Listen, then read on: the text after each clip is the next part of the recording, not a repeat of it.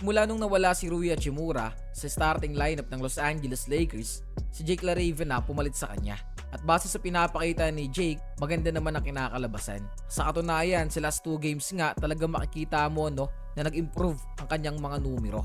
Sa last 2 games na yon, kumakargada tong si Jake LaRavia ng 23.5 points with 7 rebounds, 3 assists at 1.5 steal per game. Bukod pa dyan mga idol sa magandang numero na yan, kumakargada rin siya ng 60.7% from the field. Tapos 43.8% naman beyond the arc. Isn't it impressive? Para sa akin it's really impressive. Idagdag na rin natin dyan yung 85.7% na free throw percentage niya. Sa loob lang yan mga idol ng 35.8 minutes na playing time. Kung ako ang tatanungin, talagang malaki ang in-improve ng mga numero ni Jake LaRavia simula nung napasama na siya sa starting lineup ng Los Angeles Lakers.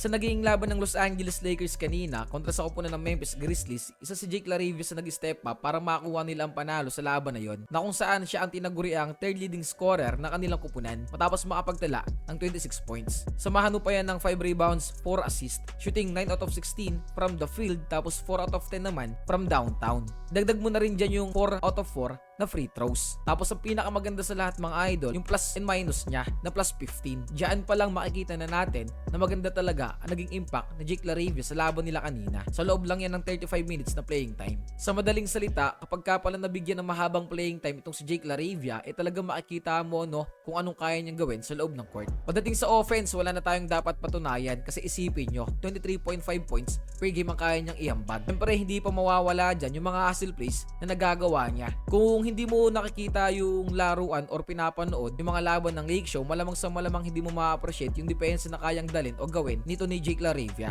Kasi kung pinapanood mo talaga, ma-appreciate mo yon, hindi lang basta yung offense. Sa totoo lang mga idol, mapapasabi na nga lang talaga tayo na naka-jackpot ang Lake Show dito. Well, tignan natin kung kaya nga ba ni Jake LaRavia maging consistent throughout the season.